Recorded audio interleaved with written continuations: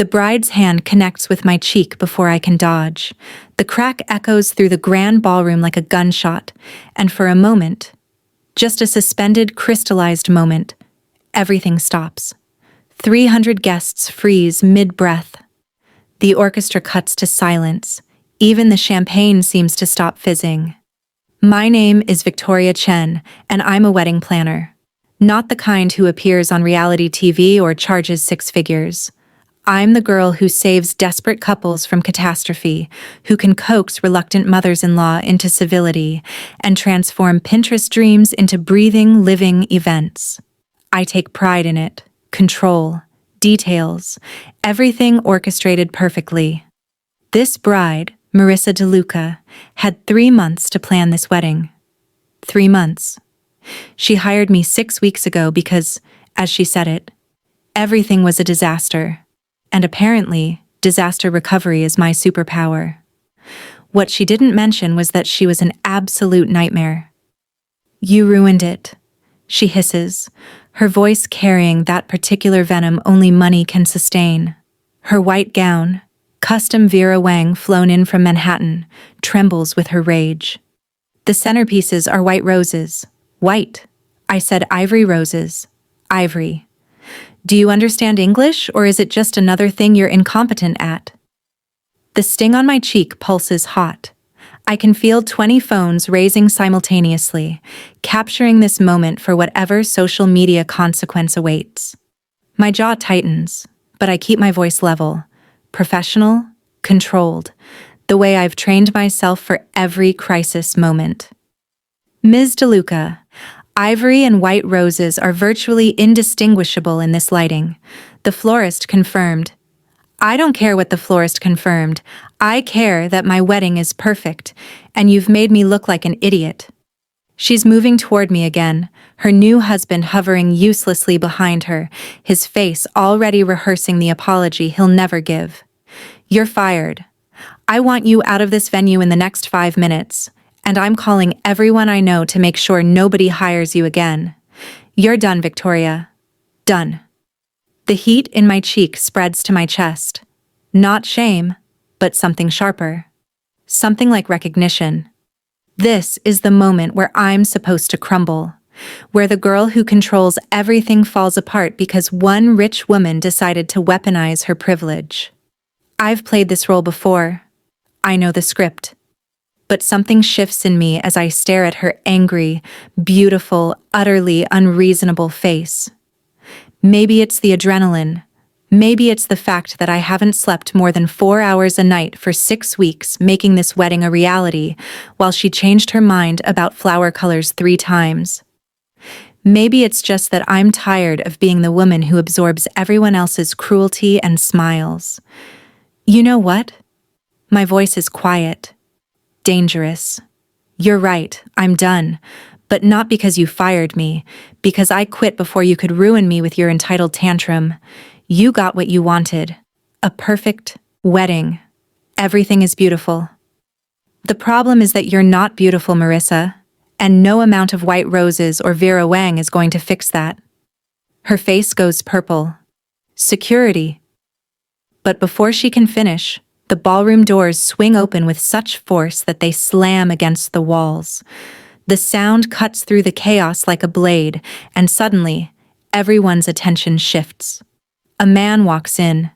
Not a security guard. Not a guest who arrived late. He's tall, well over 6 feet, with the kind of presence that makes you forget why you were angry, why you were breathing, why any of this mattered at all. He's wearing a charcoal suit that costs more than my car, and his dark eyes are the color of storm clouds. His face is all sharp angles and contained violence, the kind of face that makes people choose their words very, very carefully. Behind him, 2 men in identical black suits frame the doorway like exclamation points. Everyone knows who he is. I can see it in the way the room contracts, the way wealthy, powerful people suddenly look small. Even Marissa's anger evaporates, replaced by something that looks suspiciously like fear. "Dominic," she breathes, and there's a tremor in her voice that's almost worship. You came. You came early. He ignores her completely. His eyes are fixed on me, on my flushed face, my reddened cheek, my trembling hands that I'm trying very hard to keep still. His gaze is a physical thing. It burns. You, he says, and his voice is low, rough, like gravel and smoke. Come here. It's not a request. It's barely a question. It's a command wrapped in velvet threat. Every survival instinct I have screams that this man is dangerous. Not the way Marissa's anger is dangerous. Surface level, performative. This is the kind of dangerous that changes the trajectory of your entire life. The kind of dangerous that you don't walk away from because he won't let you. I should refuse. I should call security myself. I should do any of the 100 sensible things a smart woman does when a stranger with deadly eyes and 2 armed men at his back tells her to approach. I walk toward him instead. My heels click against the marble. The sound is the only thing in the ballroom besides the pounding of my own heart. Everyone is watching. I can feel their eyes like a physical weight. But it's only his attention that matters. Only his gaze, which is somehow both cold and burning. I'm Dominic Russo, he says when I'm close enough to see the tiny scar at his temple, the slight shadow of beard on his jaw. And that woman who hit you is my sister. The words don't compute at first. Sister. Marissa DeLuca is his sister. Which means the man whose proximity is making my skin prickle with electricity, whose eyes are cataloging every detail of my face with the intensity of someone reading a confession, is not just any man. He's Dominic Russo. The name hits me like someone I should know. The name carries weight, history, blood. I start, but he steps closer, and suddenly the ballroom has contracted to just the 2 of us. His cologne surrounds me, something expensive and dark, like the air before a thunderstorm. She shouldn't have touched you, he says quietly. His eyes drop to the mark on my cheek, and something flickers across his face. Something that looks almost like anger. Not at me, at Marissa. That was a mistake. She's going to apologize and you're going to accept it. And then you're going to tell me your name. Victoria Chen. The name falls from my lips like I'm under a spell. Victoria, he repeats, and the way he says my name is like a caress and a threat braided together. Pretty. Honest. You didn't grovel. You didn't apologize for something that wasn't your fault. Most people would have. Most people aren't me, I hear myself say, and some reckless part of my brain that isn't currently in shock appreciates that I sound brave instead of terrified. A smile curves his mouth. Dangerous and slow, the smile of a predator who's just identified prey worth hunting. No, he agrees. You're not. That's going to be a problem, Victoria. A very significant problem. He reaches out and his fingers brush against my cheek. Barely a touch, but it might as well be lightning. My breath catches. I think, he continues, his voice dropping to something only I can hear. You just became very important to me. Behind him, his men tense. In the crowd, I can feel Marissa's shock, her realization that something irreversible just happened, that this moment, this collision of our 2 worlds, has altered everything. And as I stare up into his eyes, dangerous, compelling, absolutely merciless, I understand with crystal clarity that walking away from this man would be impossible. The question is whether I'm brave enough or broken enough to let him pull me under. 3 days. It takes exactly 3 days for my life to become unrecognizable. The first contact came through my business phone, a call from Dominic's assistant, a woman named Francesca with an Italian accent sharp enough to cut glass. She was calling to inquire if I had availability for a private consulting project that required discretion and flexibility. The way she said it made it clear this wasn't really a question. It was a summons dressed up in corporate language. I told her no. Dominic called me directly 2 hours later. "You're refusing me," he said, and there was amusement in his voice. The kind of amusement a cat has watching a mouse choose a corner it thinks is safe. "Nobody refuses me, Victoria." "I'm not nobody," I replied, standing in my apartment kitchen at midnight, my hands shaking so badly I had to grip the counter. "And I don't work for people who issue threats disguised as opportunities." "Good," he said, and I could hear the smile in his voice. "I don't want someone who's easy. I want someone who sees clearly. Someone dangerous." "You're dangerous, aren't you, Victoria?" I hung up. The next morning, my landlord appeared at my door. A man I'd never met despite living in this building for 3 years, with an eviction notice. 30 days. Something about structural violations and code enforcement. My lease had another 8 months. It didn't matter. That same afternoon, my business partner called in a panic. Our two biggest clients, the mayor's daughter's rehearsal dinner and the Thornton corporate gala, had both suddenly reassigned their events to another planner. No explanation, no warning, just gone. By evening, I understood the message. Dominic wasn't asking anymore. He was showing me that saying no meant losing everything piece by piece, until the only choice left was saying yes. So when Francesca called again the next morning, I answered on the first ring. "Mr. Russo will see you today at 4 o'clock, she said. "The address is 247 Eastridge Drive. Come alone." I arrived at 3:47 p.m. The mansion is the kind of place that makes you recalibrate your entire understanding of wealth, not the showy, nouveau riche kind with gold fixtures and marble everywhere. This is old money, generational power, the kind of property that sits behind wrought iron gates and has armed men in the gardens pretending to be landscapers. A woman meets me at the door. Late 50s, impeccably dressed, with eyes that miss nothing. She doesn't introduce herself. "This way," she says, and I follow her through the hallways lined with artwork that probably belongs in museums. The house smells like aged wood, leather, and expensive whiskey. She leaves me in a study that's all dark paneling and floor-to-ceiling books. A fire crackles in the fireplace despite the mild weather outside. It's the kind of room that's meant to intimidate. Dominic is standing at the window when he turns to face me. He's in shirt sleeves, his suit jacket draped over a leather chair. There's a gun, a sleek, dark pistol, holstered at his hip. He doesn't bother hiding it. "You look angry," he says, and there's genuine pleasure in his tone. "Good. Anger means you're thinking clearly." "Anger means I'm furious at you for destroying my life," I snap, and I can feel the tremor in my voice that I absolutely cannot afford to let him see. "What do you want from me, Dominic? What is this?" He crosses the room with the kind of predatory grace that makes my pulse accelerate. I force myself to stand still, to not retreat, even as every nerve ending screams danger.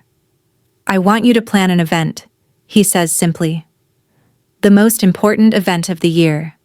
My foundation's annual gala, 1,200 guests, mayors, judges, business leaders, international investors, the kind of night that shapes the social and political landscape of the city for the next 12 months.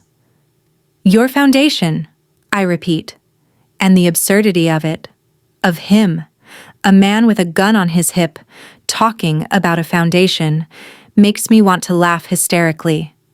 "You're a criminal." "I'm a businessman," he corrects, and his eyes flash with something dangerous. "The foundation is real, Victoria. I donate millions to youth programs, education initiatives, community development. The gala funds all of it.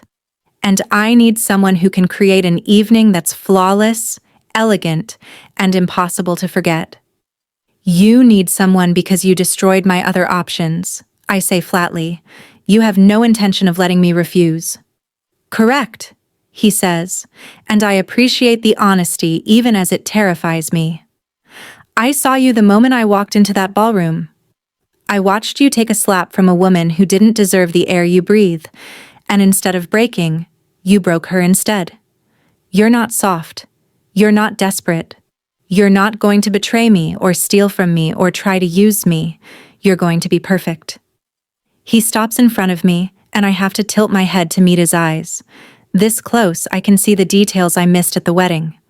The scar is from a knife, old and precise. His eyes aren't just dark.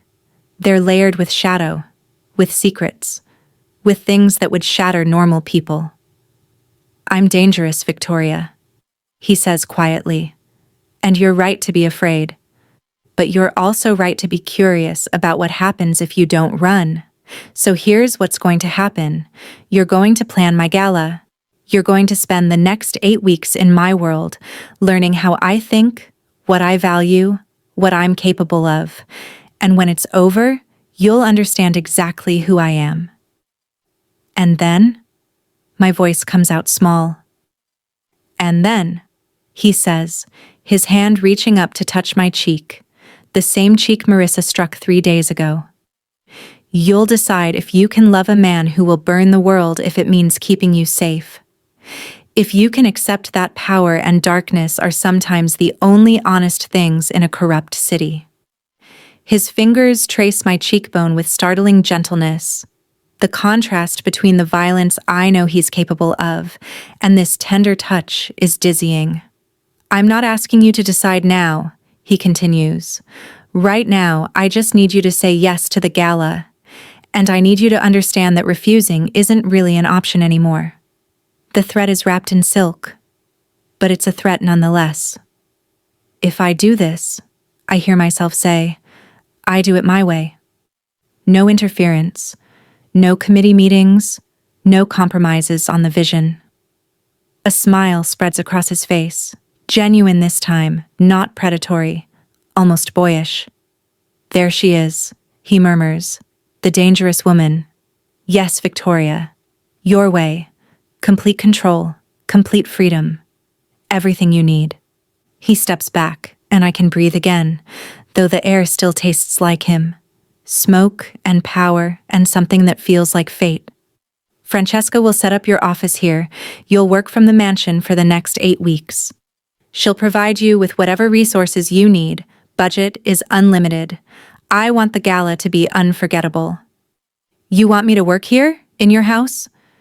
I want you close, he says simply. I want to watch you work. I want you to see me. Not the myth, but the man underneath. I want you to understand what you're standing next to before you decide whether to stay. He moves back to the window, and the dismissal is clear. We'll have dinner together each night at 8, he adds. It's non-negotiable. Francesca will have your room ready. My room, in his mansion, for 8 weeks. This is insane, I breathe. Yes, he agrees, and I can hear the satisfaction in his voice. It absolutely is. Welcome to my world, Victoria. Try not to run. The gala planning requires me to inhabit Dominic's world completely. My office, if you can call it that, is a sprawling suite on the 3rd floor of the mansion, all soaring ceilings and windows that overlook the grounds. By day, it's all business. Vendor confirmations, floor plans, lighting design, menu tastings with chefs who are more terrified of disappointing Dominic than of death itself. I've learned that his foundation supports 3 youth centers, 2 college scholarship programs, and a legal clinic for underprivileged communities. The numbers are staggering. The contradiction is maddening. Every evening at 8, I change out of my work clothes and join him for dinner in the formal dining room. We sit at opposite ends of a table that could seat 20, and we talk about the gala while the house staff moves silently around us. He asks about my vision, my childhood, why I became a planner. He listens with the kind of attention that makes you feel like the only person in the world. He's seductive without touching me. It's almost worse than if he had. 2 weeks in, something shifts. It's past midnight when I finally finish color coordinating the floral arrangements. I'm exhausted, running on espresso and adrenaline, and I decide to find the kitchen for water before collapsing. The mansion is quieter at night. The security guards become ghosts, and you can almost forget you're living in a fortress. I find Dominic in his private study. He's not expecting me. I can tell by the way his entire body goes rigid when I appear in the doorway, by the way his hand moves toward the gun on his desk before recognition softens his expression. He's shirtless, his chest bearing scars that make my breath catch, long, vicious marks that tell stories of violence I don't want to imagine. His hair is wet, like he's just showered, and there's something almost vulnerable about him like this, caught off guard and exposed. "Victoria," he says, and there's a note of warning in his voice. "You shouldn't be up here at this hour." I got lost looking for the kitchen. I lie, because we both know this mansion is small enough to navigate in your sleep by now. But the truth, that I was drawn to him like a magnet to north, is something I absolutely cannot admit. He's studying me with the intensity of someone reading prophecy. Then he picks up a tumbler of whiskey from the desk. "Come," he says, and it's not a command this time. It's closer to a request.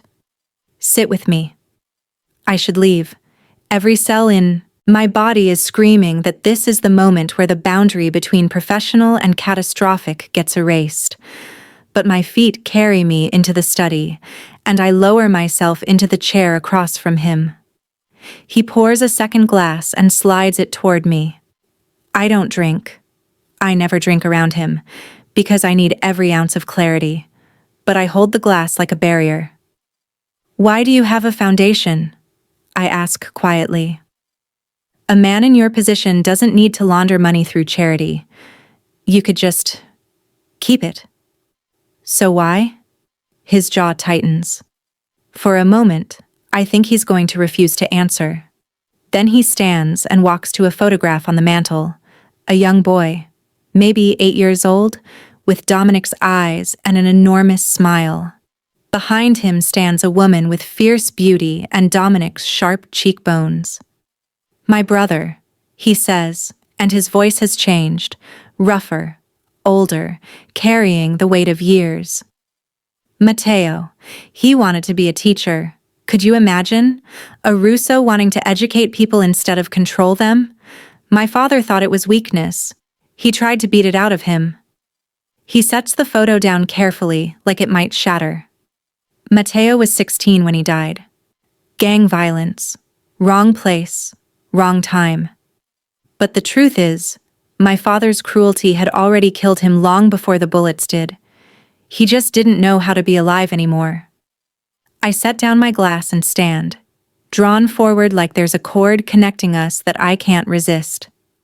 "Dominic. After he died, I took over the family business," he continues, his gaze fixed on the photograph. "And I told myself I would build something in his name. Something that would give kids like him an actual choice, a way out, a future that doesn't require becoming a monster to survive." He finally looks at me, and his eyes are raw, more exposed than I've ever seen them. "I became a monster anyway, Victoria. I just made sure some of the people I destroyed had other options first." The honesty of it devastates me. Not because I didn't know he was dangerous. I've always known. But because he's not asking me to forgive him or pretend he's good. He's showing me exactly who he is and trusting me not to run. "Why tell me this?" I whisper. "Because," he says, crossing the space between us in 3 controlled strides, "you deserve to know what you're standing next to. You deserve to understand that loving me would mean accepting that I do terrible things in service of people I love. And right now, Victoria, I'm beginning to wonder if you're going to be someone I love." He reaches out and takes the glass from my hands, setting it aside. His fingers are warm, his touch deliberate. He runs his thumb across my palm in a gesture so tender it breaks something inside me. "You're not like anyone I've ever met," he continues softly. "You don't flinch from the darkness. You don't ask me to be better. You just see me. And every time you walk into a room, I remember what it felt like to be the kind of man who could still feel things, who could still want something that wasn't power or control. Don't do this, I breathe, but my hand doesn't pull away. Do what? Make me care about you. Make me want you.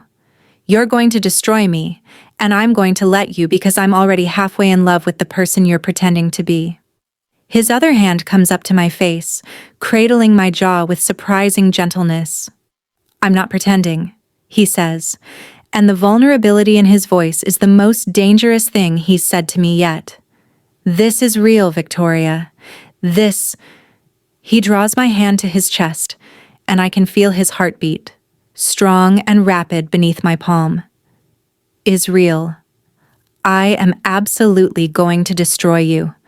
But I'm also going to make sure you're stronger when it's over. I'm going to love you harder than anyone has ever loved you. And yes, it's going to cost you everything safe and comfortable about your life. Why are you telling me this? Why not just take what you want? Because, he says, and his forehead drops toward mine, I don't want to take anything from you. I want you to choose me. Even knowing what I am. Even knowing how this ends.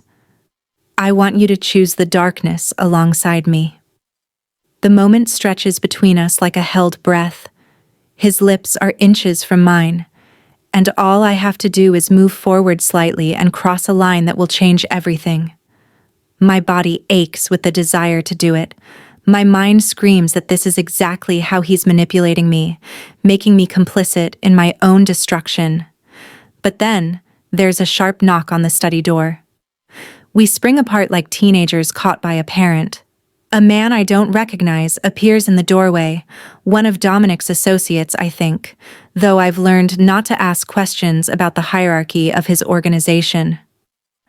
Boss, the man says, his eyes carefully fixed on the wall behind Dominic. We have a situation. The Castellano family is moving on the docks. We need you. Dominic's entire body changes. The vulnerability evaporates, replaced by cold calculation. When he looks at me, it's like the intimacy of the last few minutes never happened. Go to bed, Victoria, he says, his voice carrying the edge of command again. Lock your door.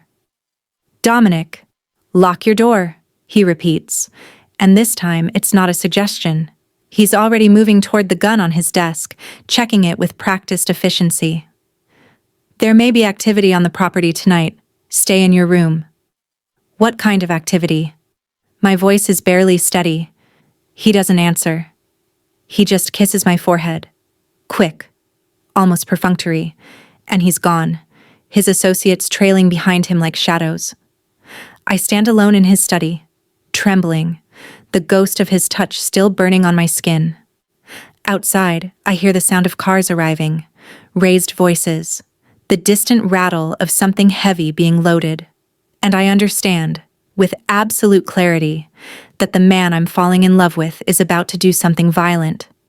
That the foundation, the vulnerability, the gentleness, it's all real. But it exists alongside a darkness so complete that I might not survive knowing the full extent of it. I lock my door like he told me to, but I don't sleep. He doesn't come back until dawn. I know because I'm still awake, perched on the window seat of my bedroom, watching the grounds. The men return in clusters, sometimes bloodied, sometimes not. I never see bodies being removed, which somehow makes it worse. The absence of evidence doesn't erase the violence. It just proves how practiced they are at concealment. When Dominic finally appears on the lawn, he's moving like something wounded. Not physically. His movements are still controlled, lethal. But there's an exhaustion in his shoulders that speaks of emotional cost. I want to run to him. I don't. Instead, I slip back into bed and pretend to be asleep when Francesca arrives 2 hours later with fresh clothes and the day's schedule. But I catch her studying my face with an expression that's almost pitying. The Castellano situation is contained, she says quietly, setting down my espresso. Mr. Russo wanted you to know there's no danger to the property or to you specifically. What about him? I ask, unable to stop myself. Francesca's lips curve into something that's not quite a smile. Mr. Russo is always safe. It's everyone else who should be concerned. The gala planning accelerates after that night. With 3 weeks until the event, Dominic becomes almost manic, obsessive about details, insistent that every element be flawless.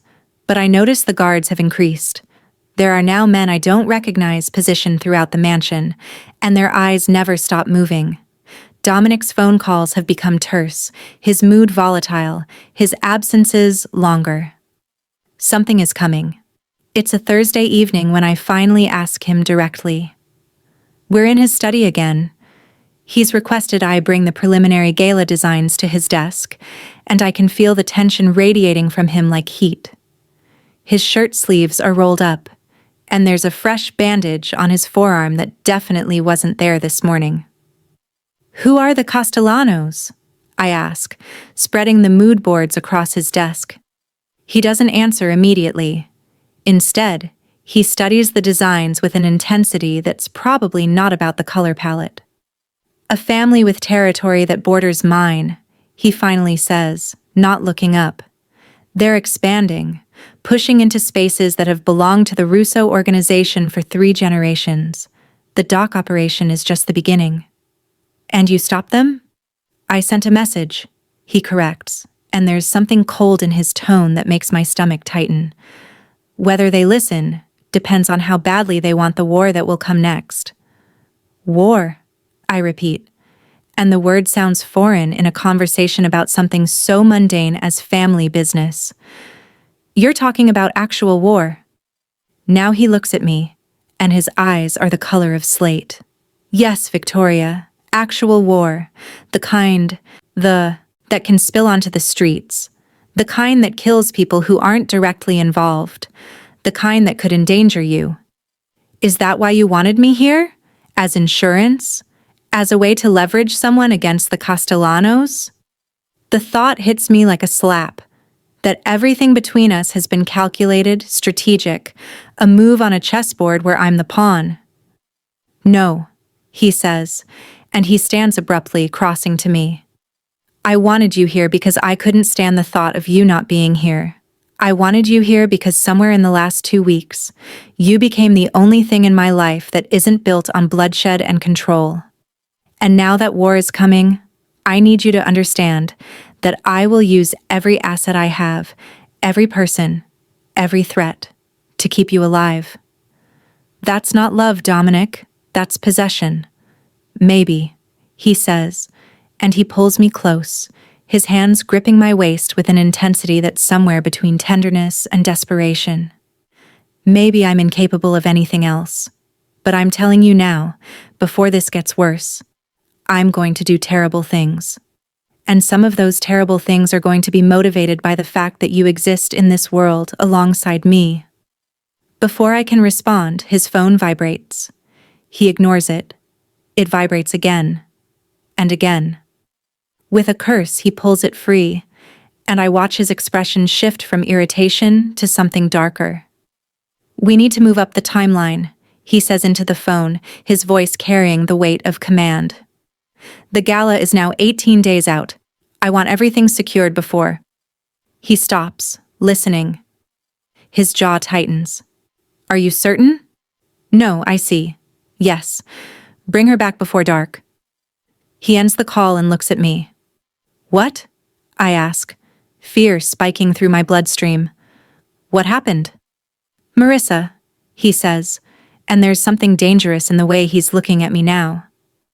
My sister went shopping in the city this afternoon. She was followed. The Castellano family is sending us a message. They know about her, and they know about you.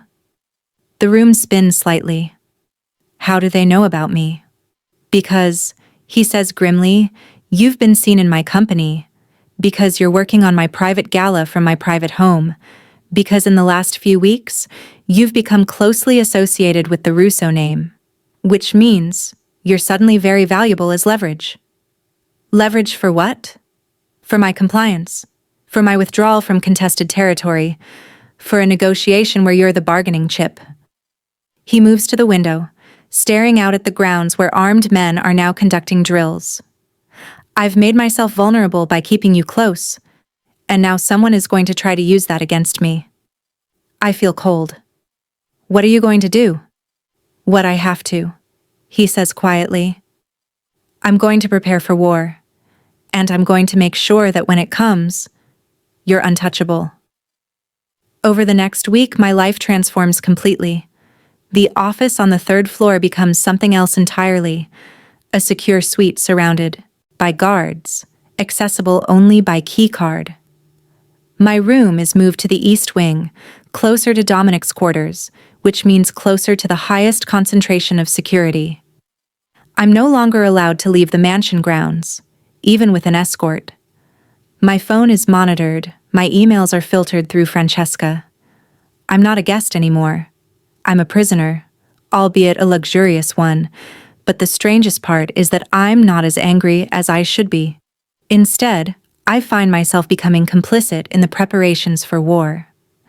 I meet with Dominic and his associates, and I help him plan the gala with the precision of someone who understands it needs to be flawless, because a gala that goes wrong creates the kind of humiliation that requires violent redress.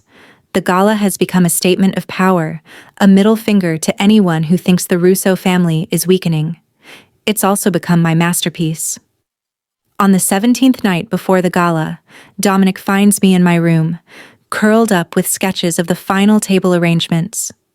You're going to finish this, he says, not as a question. Yes, I confirm, even if it kills us both.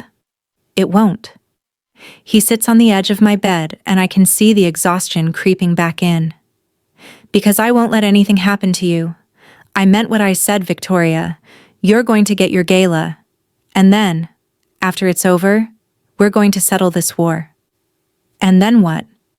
And then, he says, taking the sketches from my hands and setting them aside, you're going to decide if you can live in my world permanently, if you can be the woman who stands beside the man who protects you with violence and cruelty, if you can love me knowing exactly what that love is built on. He lies back on the bed next to me, and I can feel him trembling, almost imperceptibly, but it's there. The invincible Dominic Russo is afraid of losing the war, of losing me, of becoming a man who destroyed someone he loves in the pursuit of power. Outside, I can hear the sound of engines, more men arriving, more weapons being loaded, more preparation for violence. And I realize, with devastating clarity, that I would choose this, would choose him, would choose the danger and the darkness and the terrible, beautiful complexity of his world. Dominic, I whisper, turning to face him in the darkness. Yes? I'm already deciding. The answer is yes. His arm comes around me, pulling me close, and in the moments before sleep finally takes us both, I understand that I've crossed a point of no return. The gala is 18 days away. War is coming, and I've just promised my heart to the darkness. 10 days before the gala, Dominic receives a threat. Not a subtle one. Not veiled in code or implication. An actual photograph, slipped past his security and left on his desk. Me, walking through the mansion hallway, with crosshairs digitally overlaid on my back. He doesn't show it to me, but Francesca does, which means he's authorizing the message. You're not safe. He can't protect you. Neither can he. The threat doesn't frighten me as much as it clarifies things. That same evening, Dominic closes himself in his study with what sounds like his entire operation. I can hear raised voices, arguing, strategic planning. I don't sleep.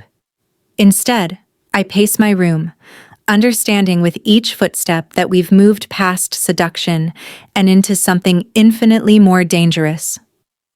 Around midnight, there's a soft knock on my door. It's him. Alone. He's still in his shirt sleeves, and there's blood on his cufflinks that he hasn't bothered to wash away. His hair is disheveled, and his eyes carry that particular intensity of someone who's just made irreversible decisions. "They know where you are," he says without preamble. "The Castellanos have someone inside my organization. I'm purging the leak, but until I find out who, you're at risk." So what do? We move up the timeline again. He steps into my room and closes the door behind him. The gala is now 9 days away. Every element needs to be accelerated. Every detail needs to be perfect. And you... He crosses to me, his movements almost aggressive with purpose. "You're going to stop pretending that we're maintaining some kind of professional distance." "What are you saying?" "I'm saying," he steps closer, "that we're past the point of negotiation.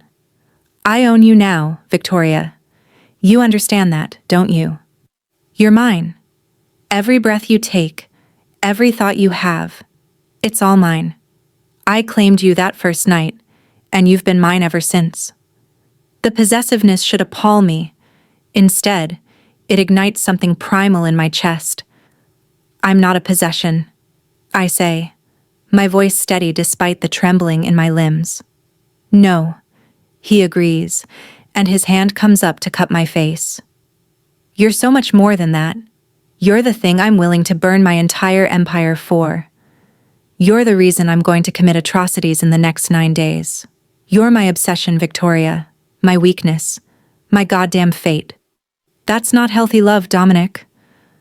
"I know," he says simply. "I never promised you healthy. I promised you honest.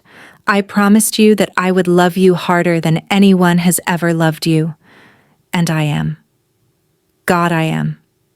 His thumb traces my cheekbone, and the gentleness of the gesture is a sharp contrast to the violence in his words. "I need you to understand something. When war comes, and it will come soon, there are going to be casualties. People are going to die, and some of those deaths will be on my hands because I'm choosing to protect you instead of taking smarter, safer, strategic actions. I didn't ask you to—" "Yes, you did," he interrupts. "The moment you looked me in the eye and said yes, you asked me for this. You asked me to be the kind of man who would sacrifice others to keep you alive, so I need you to be certain about what that means. I need you to be prepared for the knowledge that you're responsible for blood on my hands." My breath catches. "That's not fair." "No," he agrees. "It's not. Welcome to my world, Victoria. It's not built on fair. It's built on power and violence and love that's so consuming it borders on insanity." He pulls me closer, and I'm pressed against his chest. I can feel his heartbeat. Rapid, almost frantic. His hand slides into my hair, gripping with just enough pressure to make me acutely aware of his strength, his control, the fact that he could hurt me if he chose to. But he doesn't. Instead, he drops his forehead to mine, and we're breathing the same air, separated by nothing but will and restraint. "Say it," he whispers. "Say that you choose this. Choose me, knowing exactly what it costs. Dominic, say it." "I choose you," I breathe, and the moment the words leave my mouth, something shifts in him. It's like he's been holding himself back by sheer force of will, and my permission dissolves that completely. He kisses me like he's been starving for it. There's nothing gentle about it. It's desperate and claiming and shot through with a hunger so profound it takes my breath away. His hand grips my waist, pulling me impossibly closer, while his other hand tangles tighter in my hair, holding me in place like I might try to escape. I don't. Instead, I kiss him back with everything I've been holding at bay for weeks. The fear, the desire, the desperate aching need to surrender completely to someone I know will destroy me. His mouth moves to my jaw, trailing down my neck, and I gasp as his teeth graze the sensitive skin below my ear. The room spins. The world narrows to just this. His lips on my skin, his hands mapping my body like he's claiming territory. "Bed," he mutters against my collarbone, and I nod because speaking feels impossible. He picks me up with the kind of casual strength that's both thrilling and terrifying, and he carries me to the bed, laying me down with surprising gentleness before lowering himself over me. His shirt is still on, which somehow makes it more intimate. Like this is about connection rather than consumption. "I'm going to lose myself in you," he warns, his eyes dark and dilated. "I need you to know that. I'm going to stop being careful about controlling how much of myself I give you." "I want you to," I say, my hands gripping his shoulders. "I want all of you. The darkness, the monsters, everything." He takes what I'm offering. His mouth finds mine again, and this time it's slower, deeper, more thorough. His hand traces down my body, and when it finds the hem of my shirt, he pauses, seeking permission. I nod, and he pulls the fabric away, leaving me exposed to his gaze in the darkness. "So beautiful," he murmurs, and he sounds almost broken. "You're so damn beautiful, Victoria, and I'm going to ruin you." "I know," I whisper, threading my fingers through his hair. "That's why I want you." We don't go all the way, not tonight. Instead, we exist in the liminal space between restraint and surrender, touching and tasting, learning the landscape of each other's bodies without crossing into the point of no return. It's more intimate somehow, this dance of foreplay, this prolonged anticipation. By the time he finally pulls away, we're both trembling. He rolls to his side, pulling me against him, his arms around me like he's afraid I might disappear. I can feel his heartbeat, still rapid, his breath uneven against the top of my head. "Stay," he says, and it's not a command this time, it's a plea. "I'm not going anywhere, I promise." We lie in silence for a long time, and I listen to his breathing gradually slow, watching as the tension slowly drains from his body. But I know he's not sleeping. I know he's planning the next moves in his war, calculating casualties, determining how much blood needs to be spilled to protect what he's claimed. And I know that I'm the catalyst for all of it. Just before dawn, he speaks. "There's something I need to tell you," he says quietly. "Something about the gala, about why it really matters." "What?" "It's a trap," he says, and I feel my stomach drop. "I'm using it to bring every rival family to one place. Every enemy I have will be there, thinking they're coming to celebrate my foundation, and instead..." He stops, letting the implication hang. "Instead what?" "Instead, I'm going to start a war," he finishes, "and the gala is going to be ground zero for it." I don't sleep after he tells me about the trap. Instead, I lie in his arms, my mind spinning through the implications. The gala I've been planning with such meticulous care, every flower, every light, every perfectly placed table. It's going to be soaked in blood. I'm going to be responsible for creating the venue where murders happen. I'm going to be the woman who made it beautiful. The realization makes me feel complicit in atrocities I haven't even witnessed yet. By morning, Dominic is gone. He leaves early, his side of the bed already cold when I wake.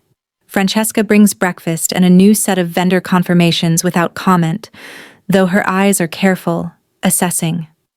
She knows something has shifted between Dominic and me. Everyone probably knows.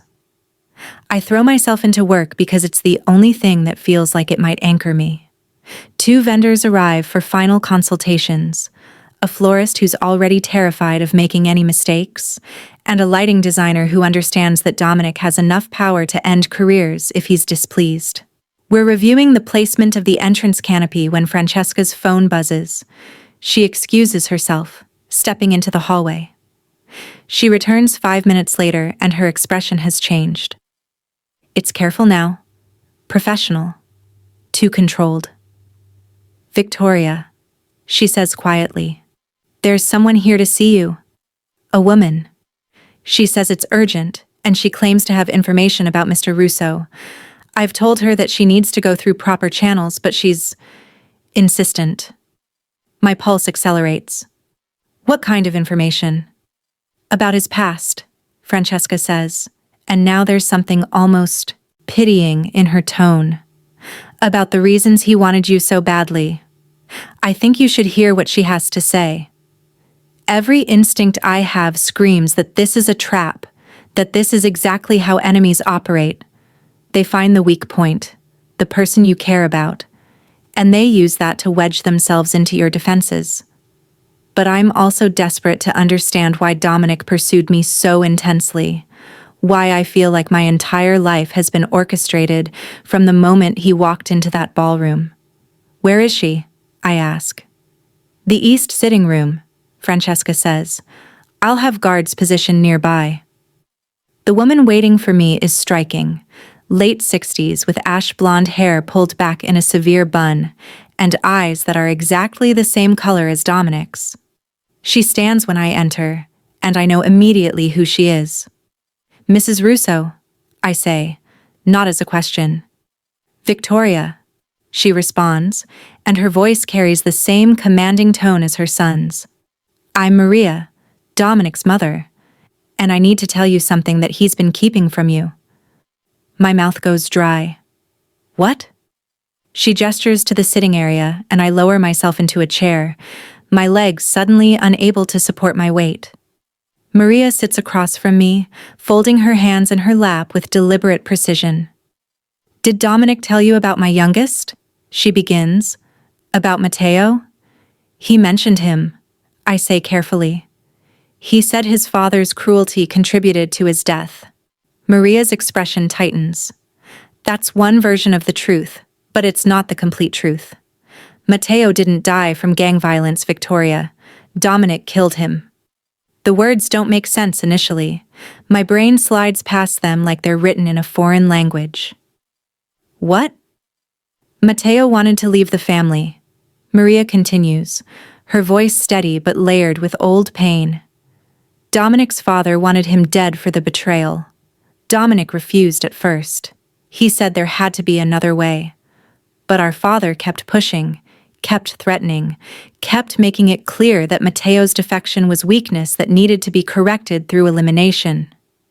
She pauses, and I can see her hands trembling slightly. One night, there was an argument. Dominic and Matteo were both drunk. Something rare for Dominic, but it happened. They fought. About loyalty, about sacrifice, about what family means. And in that fight, Dominic. She stops, collecting herself. He put a bullet in his own brother to prove to our father that he was capable of the brutality leadership required. I feel like I'm suffocating. Dominic told me it was gang violence. Because it's the story he tells himself, Maria says quietly. It's the lie he needs to function. But Victoria, I'm telling you this because you need to understand who my son really is. He's not a man who can choose love over power. He's not capable of being the kind of human being who won't sacrifice everyone around him for what he wants. Then why are you telling me this? My voice comes out small, broken. Why come to me now?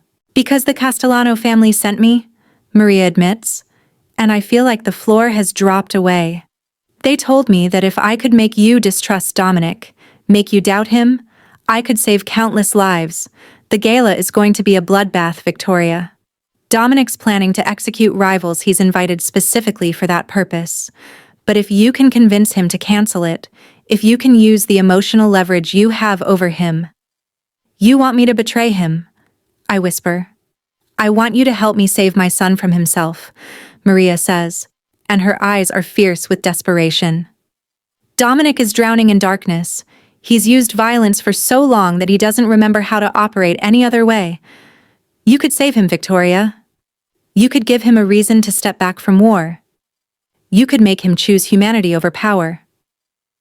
I stand abruptly, needing distance, needing air, needing to process the fact that I've just learned my lover murdered his own brother and everyone has been lying to me about it. How did you get past his security? I demand. I'm still his mother, Maria says simply. There are protocols. Guards know not to search me thoroughly. Dominic's love for family is his remaining weakness, the only thing that hasn't been completely corrupted. The door opens, and Dominic stands in the frame. His expression is eerily calm, too calm, the way a predator is calm while observing prey. "Get out," he says to his mother, his voice carrying zero inflection. "Dominic." Maria starts to stand. "Out," he repeats, and the word carries such absolute command that she moves immediately, gathering her bag. She pauses in front of him, reaching out like she wants to touch his face, but his expression stops her. She lowers her hand and exits without another word. We're alone. "How much did you tell her?" he asks, walking toward me with movements so controlled they're almost mechanical. "Everything," I say, because lying feels pointless now. "She told me about Matteo. She told me the Castellanos sent her. She told me that you're planning to use the gala as a mass execution. And?" He's standing in front of me now, his eyes searching my face like he's looking for something specific. "And I don't know who you are," I say, and my voice breaks on the words. "I thought I did. I thought I knew exactly how dark you were capable of being. But I didn't know you killed your own brother. I didn't know you lied about something so fundamental. Did my mother tell you why I did it? She said it was to prove. That's what she needs to believe." He interrupts, his hand coming up to grip my face. It's not gentle this time. But here's the truth that my mother will never accept. Matteo was going to leave the family, which meant he was going to be hunted. Our father would have spent the rest of his life trying to kill him. I saw the future, and in every version of it, Matteo was dead. So I made the choice for him. I made it quick. I made it painless. I made sure he didn't spend years running and terrified. "That's still murder," I breathe. "Yes," he says simply. "It is. Murder born from love, but murder nonetheless. This is who I am, Victoria. I don't lie about it. I don't excuse it. I own what I've done. But you did lie about it. You told me it was gang violence. Because I needed you to see me as something other than the man who kills his own family," he says, and there's a vulnerability in his voice that breaks something in me. "I needed you to care about me before you knew the full extent of my monstrosity, and I was right to do it, because if you'd known what I was capable of from the beginning, you would have run." "I should run now." "You should," he agrees, "but you won't. Because you're as dark as I am, Victoria. You just haven't admitted it yet." He releases me, stepping back. "The Castellanos are going to come at me with everything they have," he continues, his tone shifting back to cold business.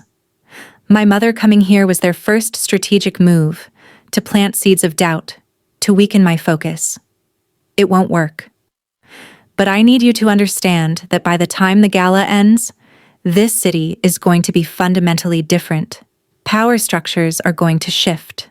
Some families will cease to exist, and you're going to be standing beside me through all of it. What if I don't want to be?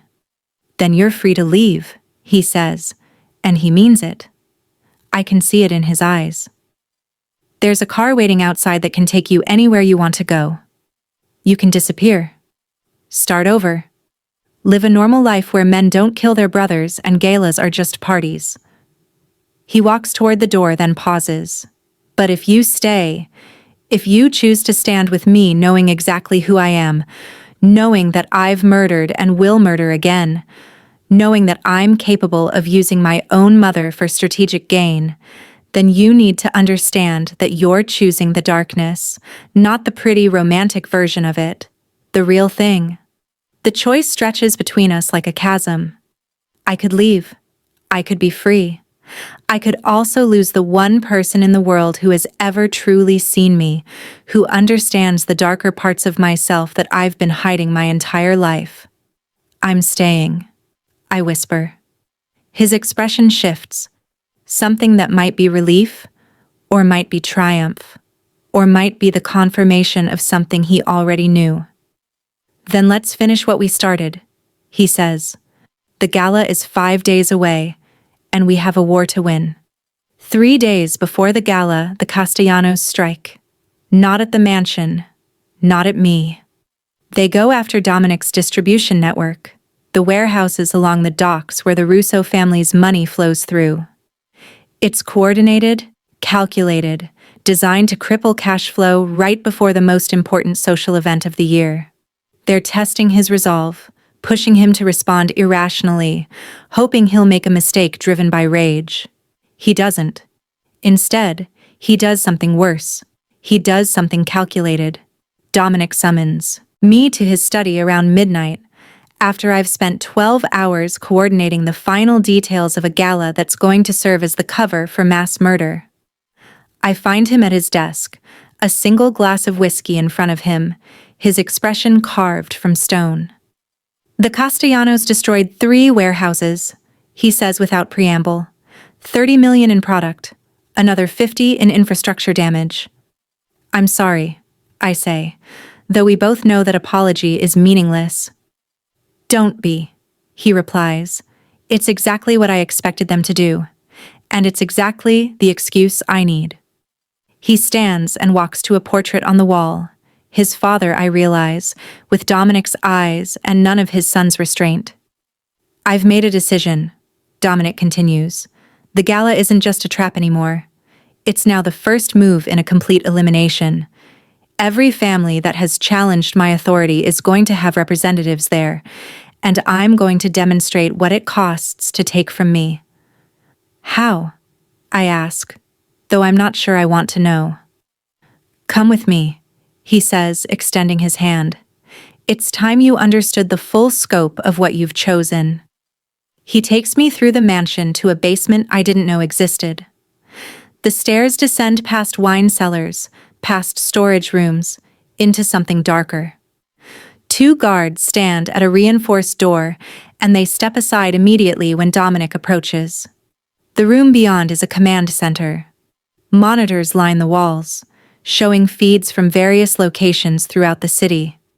I can see warehouses, shipping yards, office buildings, and what looks like a nightclub. Dominic's men are posted at each location, some armed visibly, others less so. Castellano businesses, Dominic explains, gesturing to the screens. Every asset they have that's separate from their core operations. I've been acquiring intelligence on their locations for months. Tonight, we're going to systematically dismantle their infrastructure, not violently, not in a way that will draw law enforcement or media attention, but irrevocably. What does that mean? My voice feels small. He pulls up a tablet and hands it to me. It shows coordinates, personnel lists, and what appears to be financial records. It means that every legal shell company they operate through is going to collapse under the weight of audits I've paid people to initiate. Their shipments are going to be intercepted by corrupt officials I've been cultivating for years. Their money is going to be frozen in accounts I've had access to since before they were even opened. Financial destruction, I whisper. Exactly, he says. In the corporate world, this is what we'd call a hostile takeover. In my world, it's war, just without blood. Not tonight, anyway. Why are you showing me this? I ask, though I know the answer. Because, he says, and he steps closer. I need you to understand that I don't just use violence. I use power. I use intelligence. I use the corruption that runs through every system in this city to achieve my ends. And I'm extraordinarily good at it. This city's entire infrastructure has been compromised by people who answer to me. When I decided to take down the Castellanos, they were already dead. They just didn't know it yet. He pulls up another screen and I see footage from what looks like a nightclub. There's a man I don't recognize. Dark suit, expensive watch, the bearing of someone accustomed to authority. A Castellano lieutenant, I realize. This is Marco, Dominic says. He's been skimming from his family's operations and depositing the money into personal accounts. It's his insurance policy, a nest egg in case things go wrong with the family. He thinks no one knows about it. You're going to use it against him? I understand. I already have, Dominic confirms. By morning, Marco's family is going to know that he's been stealing from them. They're going to be inclined to execute him before he can become a real problem. And the Castellano family is going to lose one of their most effective operatives without me ever having to lift a finger. That's brilliant, I say, and I'm horrified by the admiration in my voice. It's chess, he replies. At this level, violence is almost crude. I use it when necessary, but strategy is so much more devastating. He gestures to the other screens. By the time the gala happens, the Castellanos will be functionally crippled. They'll be desperate. They'll be paranoid. They'll be making mistakes. And then, when they arrive at my gala thinking they're coming to negotiate with strength, they're going to realize that they're already dead, that they've been dying for weeks, and just didn't understand the symptoms. And the actual violence? I ask, needing to know the full truth. The violence comes after, he says quietly, when they understand the scope of their defeat. When they comprehend that there's no recovering from this, they'll try to fight back out of desperation. And then, yes, there will be blood, but it will be mercy more than murder. Before I can respond, an alarm sounds throughout the mansion. Not a gentle alert, but a full security breach warning. Dominic moves with lethal calm, pulling a handgun from a desk drawer and checking the magazine. Castellano hit team, he says to the security personnel who are now flooding into the command center. 5 minutes out. They're going for the residence. Lock down all exits. Move Victoria to the panic room. No, I say sharply. I'm staying with you. That's not... I'm staying, I repeat, my voice carrying the same absolute command he uses with his men. I need to see what you're capable of. All of it. Something like respect flickers across his face. Come on. He takes my hand and leads me up the stairs, through the mansion, to the main atrium. His men are already positioning themselves, some at windows, others at doors, creating overlapping fields of fire that would be impressive if they weren't designed to kill people. The sound of gunfire erupts before I can register what's happening. The windows of the atrium explode inward, raining glass, and suddenly the mansion is filled with deafening noise. Dominic pulls me behind a marble column, shielding me with his body while his men return fire with mechanical efficiency. It's chaos and precision simultaneously. I watch as Dominic's men don't panic. They shift positions, calculate angles, execute strategies that have clearly been practiced 1,000 times. A man goes down, one of Dominic's, from what I can see, and nobody stops to help him. They just adjust their formation and keep firing. The Castellano hit team is forced back to their vehicles within minutes. The gunfire becomes sporadic, then stops entirely as they retreat, unable to breach what is essentially a fortified position. Dominic releases me, and I can see blood on his shirt. My blood runs cold until I realize it's not his. He's been using his body as a shield between me and the gunfire. "Are you hit?" he demands, running his hands over me frantically. "No," I gasp. "Are you?"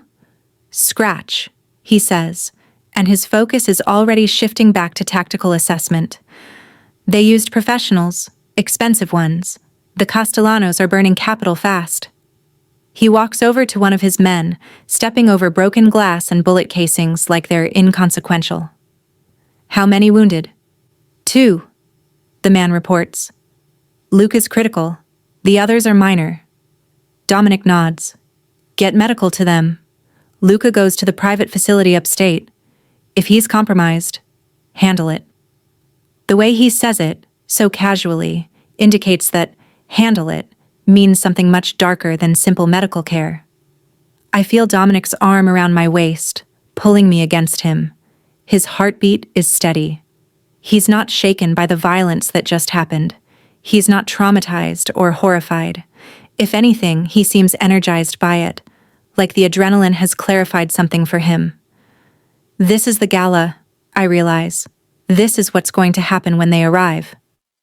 No, he says quietly. This was desperation. The gala will be controlled.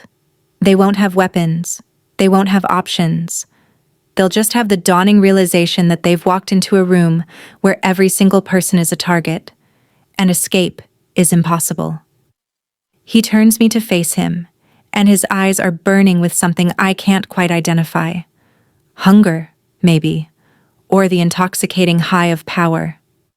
This is who I am, Victoria, he says, his voice low and rough. This is what loving me means. You're standing in a mansion that just survived an attempted assassination. You're covered in glass from windows that were blown out by bullets. And you're doing it because you chose to stand beside a man who would burn entire families to the ground if it meant keeping you safe. I know, I whisper. The question is, he continues, his hands gripping my face with gentle intensity, are you going to stay? Can you actually live with the man who orchestrates these moments? I don't hesitate. Yes, I say. Yes, I'm staying. For all of it. For the darkness and the cruelty and the murder, I'm choosing all of it. He kisses me then, in the middle of the broken glass and bullet casings, with blood still wet on his shirt and his men watching. It's a claiming, a coronation, a promise that we're irreversibly bound now, in ways that go beyond love into something infinitely more complex. 2 days, he says against my mouth. In 2 days, everyone who ever threatened us will understand exactly what that costs. 24 hours before the gala, I have a complete breakdown. It happens at 3 a.m, after Dominic has finally gone to sleep, his body still tense with the adrenaline of the previous day's violence. I slip out of his bed and find myself in the study, staring at a photograph of Matteo that I hadn't noticed before. The boy in the picture is smiling, genuinely happy, not the careful expression of someone aware they're being documented for posterity. He looks kind, gentle, everything his brother is not, and Dominic killed him. I think about the man who was shot during the siege. Luca, I heard someone call him. Dominic said, handle it, with the same tone someone might use to discuss a broken appliance. I don't know if Luca lived or died, and the uncertainty is worse than knowing. It means I have to sit with the possibility that Dominic ordered an execution of one of his own men, and I didn't even flinch. When did I stop flinching? I hear footsteps, and Dominic appears in the doorway, pulling on a shirt. He can read me. That's the gift and curse of what we've become. He understands my silences. You're having doubts, he says, not as a question. I'm having a complete psychological breakdown, I correct, and my laugh is slightly hysterical. I'm standing in your mansion, planning a gala that's going to be a mass execution, and I'm questioning literally every choice I've made in the last month.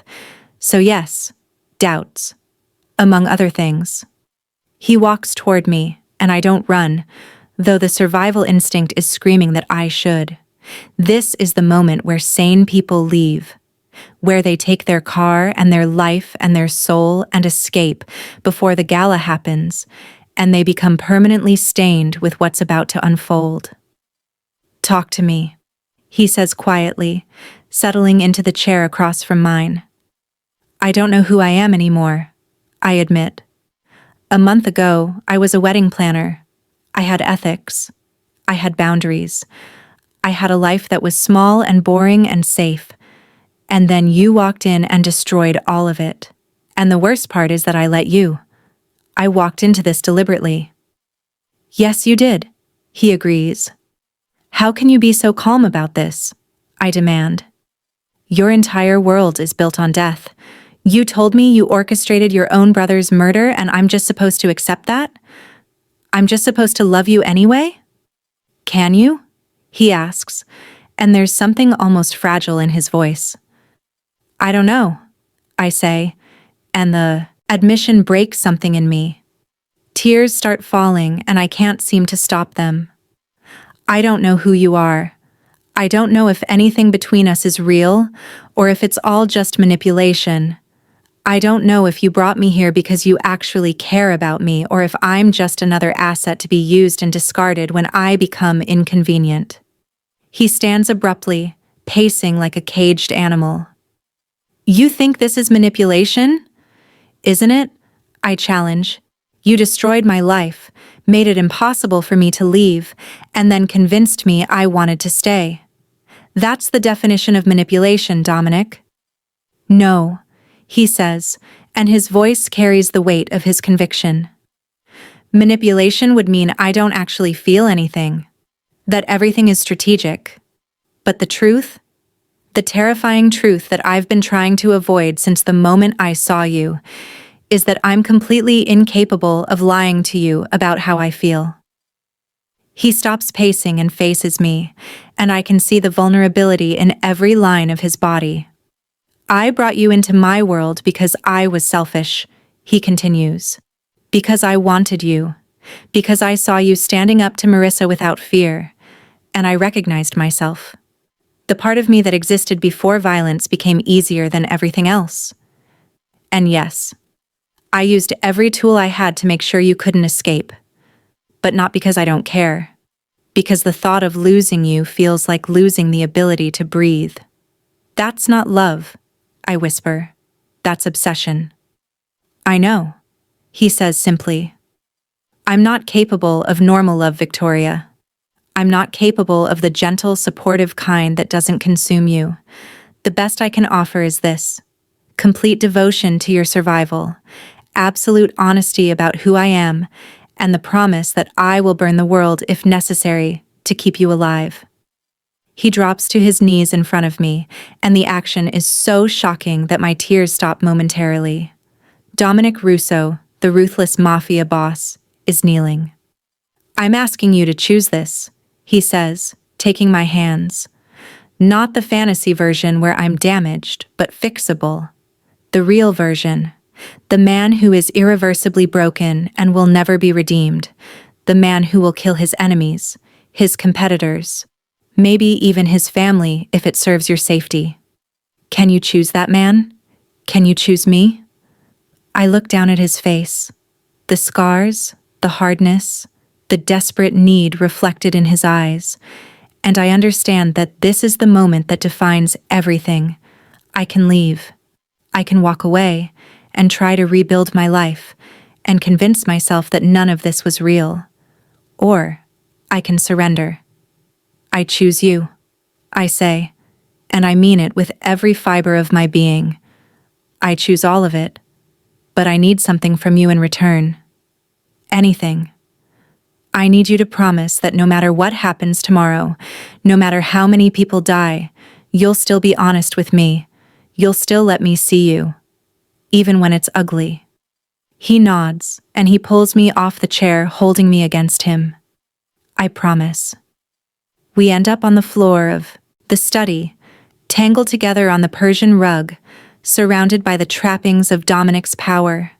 His hands are everywhere, on my face, my hair, my body, and it's not entirely gentle. There's something almost frantic about it, like he's trying to memorize me, to make me permanent somehow. When he finally pulls off my clothes, it's with the kind of reverence usually reserved for sacred things. I watch his expression as he looks at my body, and I see wonder there. Actual wonder, like he's never truly seen me before. Tell me you're real, he says, his voice rough. Tell me this is real. I'm real, I promise. You're real. This is real. He enters me with devastating slowness, and I gasp at the intensity of the connection. It's not the frantic passion of our last encounter. This is something deeper, more intimate, more devastating. He moves like he's trying to communicate something that can't be expressed in words. His forehead is pressed against mine, his breath mingling with my own, and I feel like we're the only two people in the world. I love you, he whispers. God, Victoria, I love you so much it terrifies me. I love you too, I say, and the moment the words leave my mouth, something shifts. It's not absolution. It's not like my saying it makes everything okay, but it's acknowledgement, it's choice, it's surrender. We spend the rest of the night tangled together, and when dawn breaks, I know that everything changes today. The gala is coming, and with it, violence and blood and the permanent alteration of our lives. But I also know that I'm going to face it beside him. The gala is perfect. It's almost obscene how perfect it is. Every element coordinated with surgical precision, every detail a testament to the vision that's been consuming my life for the past 2 months. The ballroom glows with candlelight that Dominic approved personally. The flowers, white roses, ivory roses, and touches of burgundy that echo blood and passion, are arranged in patterns that guide the eye without being obvious about it. The tables are set for a state dinner, the kind of elegance that makes people feel important just being in the room. I stand in the shadows of the service entrance and watch the guests arrive. Mayors, judges, business leaders, and mixed among them, the families that Dominic has been systematically dismantling for weeks. They arrive with smiles and champagne, completely unaware that the room they're entering is a cage, and they've just walked through the only exit. Dominic looks magnificent in his black tuxedo, the kind of tailored perfection that costs more than most people's houses. He greets guests with perfect civility, his hand occasionally drifting to the small of his date's back, a senator's wife who's been paid extremely well to play along. Everyone is playing a role tonight, except me. I'm stationed in a control room adjacent to the ballroom, ostensibly to manage final details and coordinate with the catering staff. But the monitors are showing me everything. Feeds from cameras that were installed under the guise of security, positioned to capture every face, every conversation, every moment of what's about to unfold. By 10 p.m., the ballroom is filled with nearly 800 people. Dominic has requested that I come out for dinner service, a moment to briefly appear as his associate, to acknowledge the gala's perfection before retreating. I change into a gown that was delivered to my room this morning, sapphire silk that moves like water, and I understand from its placement in my closet that it was carefully selected. Everything about my appearance has been orchestrated. He intercepts me in the hallway outside the ballroom. "You look beautiful," he says, and the hunger in his eyes makes my breath catch. "We should talk," I say, catching his arm before he can pull me closer. I'm sensing something's wrong. The Castellanos are all here, he confirms. 3 of the 5 top lieutenants. More than I expected, actually. They're bolder than I thought. "That means they're planning something," I say. "They wouldn't show this much strength if they didn't think they had leverage." He nods, and his expression hardens. "I'm aware, which is why I need you to understand something. If things go wrong in the next few hours, you're going to be my first priority. Not the gala, not my associates, not anything except getting you out safely." "Dominic, I mean it," he says, and there's an intensity in his voice that doesn't allow for argument. "Whatever happens in there, you run. You get to the exit I showed you. And you don't stop until you're out of the building. Understood?" Before I can respond, his phone vibrates. He checks it, and I watch his jaw tighten. "They're moving," he says quietly. "The Castellanos are signaling their people. Something's about to start." He guides me back into the ballroom, and I feel the shift in energy immediately. It's subtle, just a tensing of shoulders, a meaningful glance, the kind of communication that happens between people who've been trained for violence. The gala transforms in an instant from a party into a battlefield disguised as one. Dominic places his hand on the senator's wife's back and guides her onto the dance floor for the opening waltz. It's beautiful and theatrical. and I watch as hidden cameras capture every moment. I understand that this is being recorded for a reason: documentation, evidence, insurance. I retreat to the periphery, trying to look like I'm managing details when I'm actually studying every face, every movement, every potential threat. That's when I see her. A woman in a crimson gown is moving through the crowd with practiced grace, and she's headed directly toward the senator's wife. I recognize the setup immediately. It's a classic distraction technique. Create chaos with someone important, force Dominic to break formation, make him vulnerable. I move without thinking. I intercept the woman before she reaches the dance floor, placing my body between her and her target. She doesn't recognize me, which means she's a hired contractor, someone brought in specifically for this moment. "Excuse me," she says, her voice carrying the kind of honey that precedes violence. "You need to leave," I say quietly, and I use my wedding planner voice, the one that brooks no argument, that's been honed through years of managing chaos. Something flickers in her expression, a moment of hesitation. It's enough. I grab her arm and guide her toward the service corridor, and she doesn't resist. She's just a tool, and if her handler doesn't signal, she defaults to caution. By the time I've redirected her, Dominic has already seen what happened.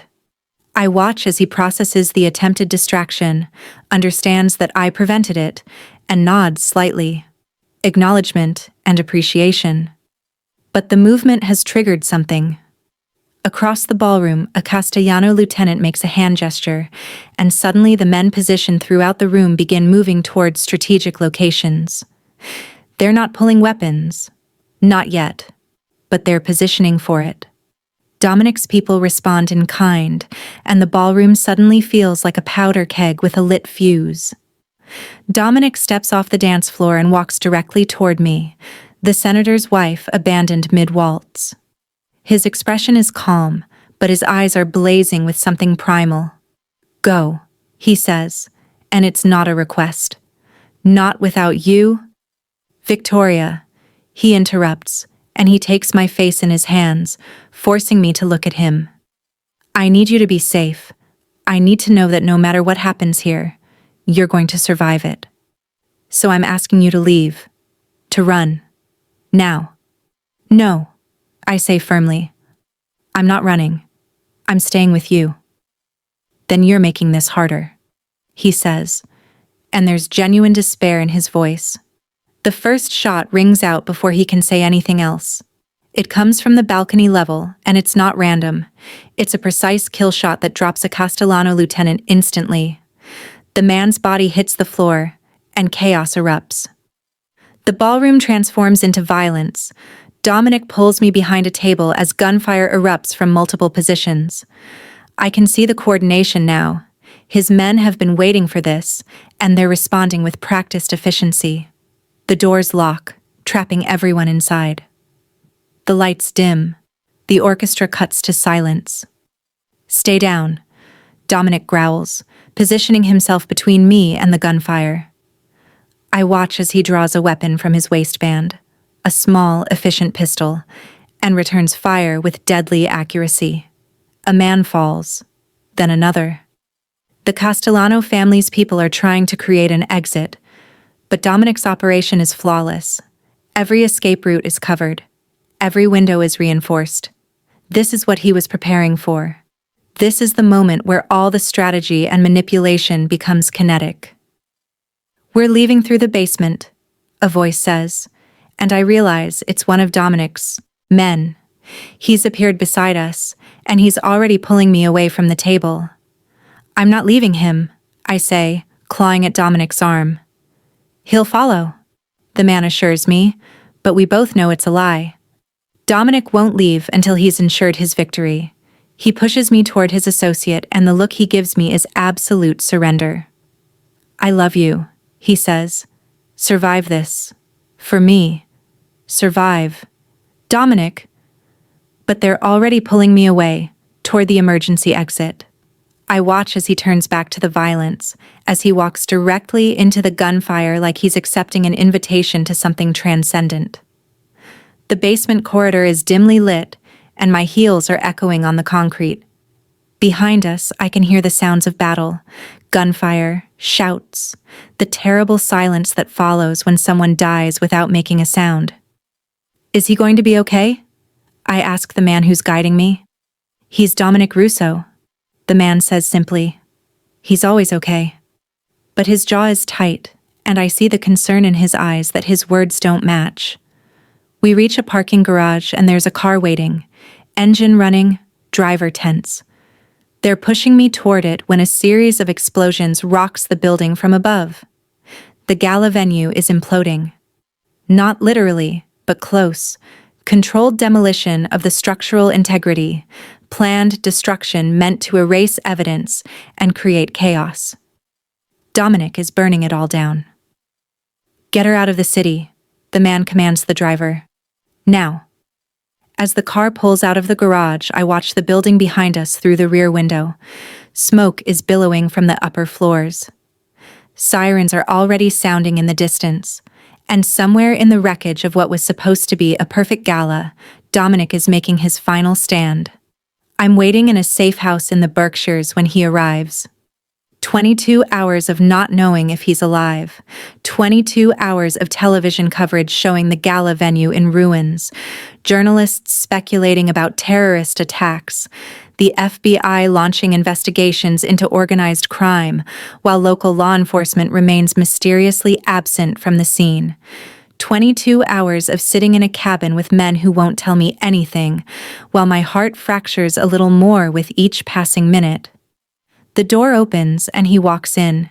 He's alive, but barely. His tuxedo is shredded, his shirt beneath it soaked with blood that's mostly not his.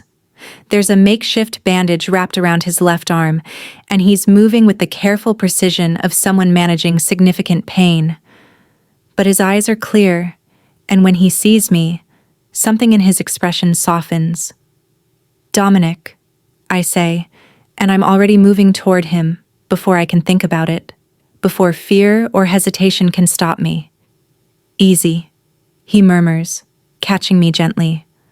I'm a little fragile. What happened? I demand, running my hands over him, trying to assess the damage. How many? How bad? 37 dead, he says quietly, and there's no inflection in his voice. 23. Of them Castellano family or close associates. 14 of mine, though only 8 were directly under my command. The rest were contractors brought in specifically for tonight. 37 people, I whisper. Yes, he confirms. And every single one of them chose to walk into that ballroom knowing what might happen. Nobody was innocent, Victoria. Not a single person in that room was unaware of the dangers. He guides me to a chair and lowers himself beside me with obvious effort. The Castellano family has been effectively neutralized. 3 of their 5 primary territories are now under Russo control. Their financial infrastructure has been completely dismantled. I made sure of that before the violence started. They're going to spend the next decade trying to rebuild, and by then, they won't have the resources or the will to challenge my authority again. At the cost of 37 lives, I say, and I'm not sure if I'm questioning or accusing. At the cost of preventing a decade of ongoing violence that would have claimed hundreds, he counters. This is what war looks like when you do it right, Victoria. Complete, overwhelming, devastating, but finite. The Castellanos tried to expand into territory that wasn't theirs, and they learned what that costs. Tomorrow, every family in this city will understand that challenging Dominic Russo is a death sentence. I look at him, bloodied, wounded, still radiating the cold authority of someone who's just orchestrated mass violence. And I don't see a monster. I see a man who's protecting his territory and everyone in it. I see someone who's solved a complex problem through means that are terrible but effective. I'm becoming like him. I need to tell you something, he continues, his hand reaching out to grip mine. Something I've been waiting to tell you, and the gala seemed like the wrong moment. What? The investigation into the Matteo situation, he says quietly. The reason I told you I killed him. My mother was working with the Castellanos, like you know. But what you don't know is that she lied to you about the extent of her involvement. My stomach tightens. What do you mean? Matteo isn't dead, he says, and it takes my mind several seconds to process the words. He never was. I staged his death when I was 23 years old, and I sent him to live in witness protection. It was the only way to protect him from my father, a faked death that satisfied the family's need for blood and betrayal, while actually keeping Matteo alive. You're telling me? I'm telling you that I lied about one of the most fundamental things about myself. He interrupts. I told you I was capable of murdering my own brother to make my father happy. I let you believe that. And I did it because I needed you to understand that I was willing to cross any line, sacrifice anything, to protect the people I love. Why would you do that? I whisper. Because, he says, his eyes burning with intensity, I needed you to understand that my capacity for cruelty isn't theoretical. That I would commit atrocities, including against my own blood, if it meant security and survival. I needed you to see the worst version of me and still choose to stay. He pulls me closer, despite the pain it's clearly causing him.